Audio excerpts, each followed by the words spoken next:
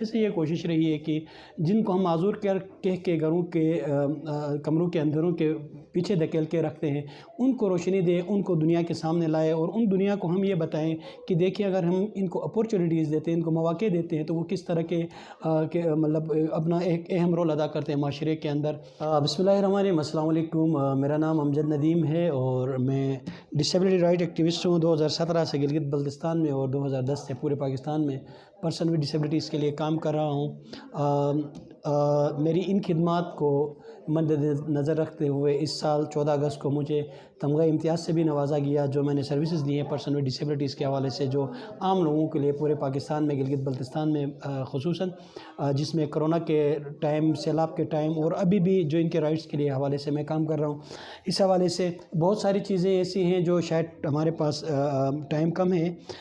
मैं शॉर्टली ये बताऊँगा कि मेरी हमेशा से ये कोशिश रही है कि जिनको हम माजूर कर कह के घरों के कमरों के अंदरों के पीछे धकेल के रखते हैं, उनको रोशनी दें, उनको दुनिया के सामने लाए और उन दुनिया को हम ये बताएं कि देखिए अगर हम इनको अपॉर्चुनिटीज़ देते हैं, इनको मौके देते हैं तो वो किस तरह के मतलब अपना एक अहम रोल अदा करते हैं माशरे के अंदर। तो इसी उसको लेके, सोच को लेके 2017 से कोशिश की इनके राइट्स के हवाले से। अल्हम्दुलिल्लाह 2 दफ़ा मैं फोकल पर्सन चीफ मिनिस्टर रहा। हफीज़ साहब का जो दौर था एक अच्छा दौर था हमारे लिए। हमने लेजिस्लेशन की इनके राइट्स के हवाले से, एजुकेशन के हवाले से, हेल्थ के हवाले से, दीगर दूसरे मामलात के हवाले से और एक मुसलसल हमने कोशिश की कि माशरे को ये बताएं कि माजूर होना कोई बड़ी बात नहीं है, लेकिन बड़ी बात यह है कि अगर हम उनको अपॉर्चुनिटीज़ नहीं देते, उनको मौके नहीं देते हैं तो वो ज़िंदगी भर ख़ुद भी माजूर रहते हैं और माशरे को भी माजूर बना देते हैं।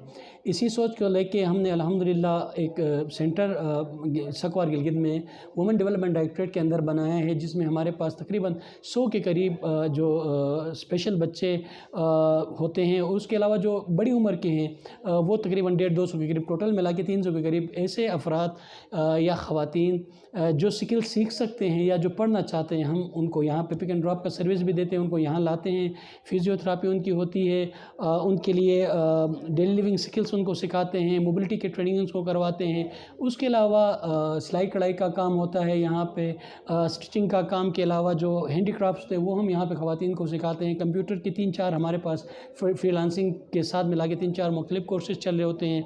पेंटिंग का काम हम यहाँ पे करवाते हैं। साइन लैंग्वेज जो एक सबसे बड़ा बैरियर होता है, जो बोल नहीं सकते हैं, सुन नहीं सकते हैं, उनको साइन लैंग्वेज के यहाँ पे ट्रेनिंग्स कराते हैं। और आर्ट का काम जो होता है, पेंटिंग का, इस तरह की बहुत सारी चीज़ें। एक स्टेट ऑफ द आर्ट हमारे पास अल्हम्दुलिल्लाह फिजियो यूनिट भी है, जहाँ पे एक डॉक्टर तकरीबन दिन में 6 से 7 घंटे हमारे साथ होता है और इनकी फिजियो वगैरह करवाता है। इस सेंटर को बनाने में जिन लोगों का बहुत बड़ा किरदार रहा, बहुत बड़े इदारों का, उसमें सबसे पहले मैं हैंड्स पाकिस्तान का नाम लूँगा, तनवीर शेख साहब का। उनकी मेहरबानी है, वो पंजाब में, सिंध में, कराची में बैठ के इस सेंटर को बनाने में हमारी मदद की, बल्कि अब तक मदद कर रहे हैं। तकरीबन 13-14 के करीब अफराद को वो सैलरीज पर मंथ जो होते हैं वो हमें दे रहे होते हैं यहाँ स्पेशल पर्सनस को। और अल्हम्दुलिल्लाह हमने 13 बंदों को जो जॉब दी वो भी सारे स्पेशल हैं और वो अपने फील्ड में माहिर भी हैं। उसके अलावा आता है, मैं तज़किरा करूँगा सेक्रेटरी सोशल वेलफेयर और सोशल वेलफेयर डिपार्टमेंट का मोहतरम फिदा हुसैन साहब का, वुमेन डेवलपमेंट डायरेक्टरेट के जनाब मुजाहिद साहब का, कि इन्होंने हमें एक बड़ी स्पेस हमें दी कि आप आएँ हमारे साथ मिल के काम करें। इन्होंने हमें स्पेस दी और फिर अल्लाह का करना ये हुआ कि लोग आते रहे, ये कारवां बढ़ता गया और ये जो सेंटर है ये आबाद हुआ। अब यकीन माने हमारे पास 3 शिफ्टों में चल रहे हैं, मगर इतना कंजेस्टेड हुआ है कि हम और बच्चों को यहाँ पर दाखिला नहीं दे सकते। लेकिन सबसे बड़ा जो रोल है इसमें स्पेशल कम्युनिकेशन ऑर्गेनाइजेशन जो SCO है उसका बहुत बड़ा रोल है। SCO ने न सिर्फ इस प्रोजेक्ट को ऑन किया, बल्कि इतनी हमें यहाँ पे सहूलियात दी। जिस तरह हमारे पास पिक एंड ड्रॉप के लिए गाड़ी का इशू था, SCO ने हमें करके दे दिया। हमारे पास लैपटॉप, पार्टीशंस का काम, बिजली का काम, यकीनन तकरीबन 40 से 50 लाख रुपए SCO ने विद इन 3 मंथ्स इस सेंटर के अंदर लगा दिया है और ये सिलसिला भी तक जारी है।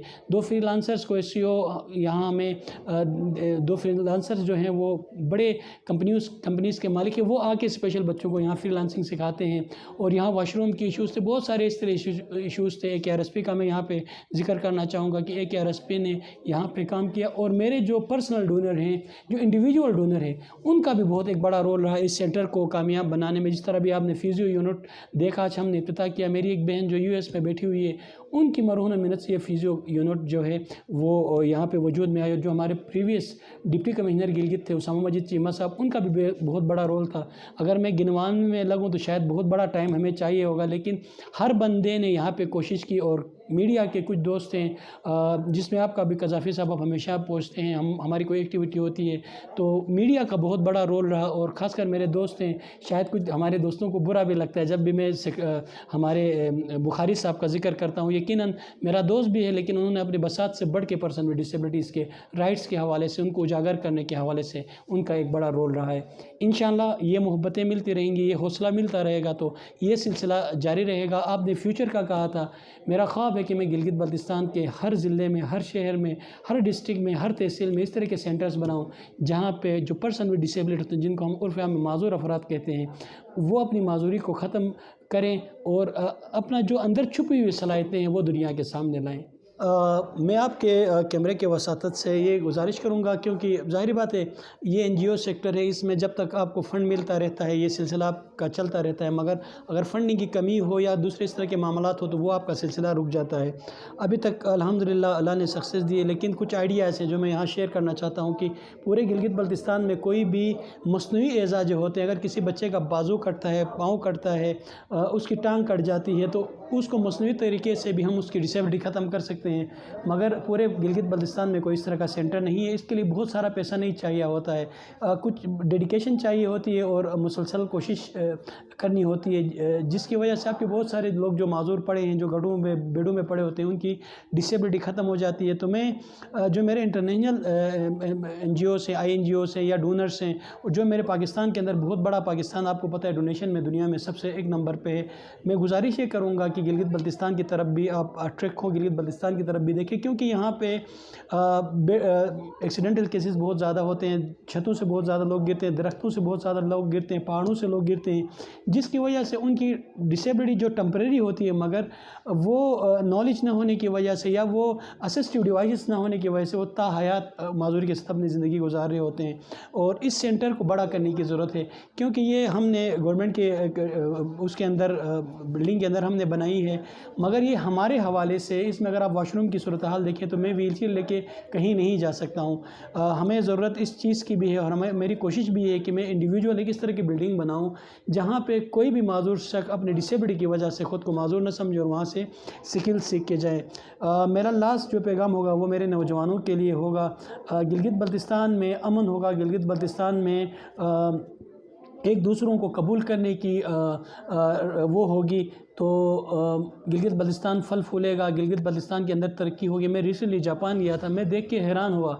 यकीन करें कि कुरान मजीद जिसको हम पढ़ते हैं वहाँ मैंने इम्प्लीमेंट होते हुए देखा, हदीसें जो हमने किताबों में देखी वहाँ इम्प्लीमेंट होते हुए देखा। मुझे ऐसा लगा कि शायद उस दौर का जो जिसको हम रसूल खुदा का दौर कहते हैं या सहाबा का या पैगम्बरों इमामों का जो दौर कहते हैं, वो शायद इस तरह का ही होगा जिसमें हर शख्स आज़ाद था, जिसमें हर शख्स जो है वो अपनी कामयाबी की तरफ दौड़ता हुआ नज़र आ रहा था, हर शख्स अपने हमसायों का ख्याल रखते हुए नज़र आ रहा था, जिसमें हर शख्स दूसरों के हुकूक का ख्याल रखते हुए नज़र आ रहा था। तो बहैसियत मुस्लिम और गिलगित बल्तिस्तान को अल्लाह ताला ने बेहद चीज़ों से नवाजा है, बहुत सारी चीज़ें दी हैं, मगर ज़रूरत इस अमर की है कि हम अपना भाई को भाई समझें, गिलगित बल्तिस्तान की तरक्की का सोचें, अपने बच्चों को एजुकेशन की तरफ राग़िब करें, स्किल्स की तरफ राग़िब करें।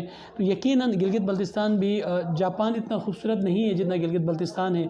जापान के लोग क्रिएटिव माइंड के हैं, जापान के लोग काम करना जानते हैं। अगर हमारे अंदर भी वो जज्बा है तो मेरे ख्याल में कोई नौजवान ना बेरोज़गार रहेगा, ना हमें तखरीबकारी और गिलगित बल्तिस्तान को बदअमनी की तरफ धकेलने के हमें मौके मिलेंगे। और मैं गवर्नमेंट ऑफ पाकिस्तान और मेरे जो इदारे हैं इनसे ये गुजारिश करूँगा, आप नौजवानों को एंगेज करें ताकि ये किसी और के हाथ में खेले ना और अपनी गिलगित बल्तिस्तान और पाकिस्तान की तरक्की का सोचें। गिलगित बल्तिस्तान पाइंदाबाद पाकिस्तान।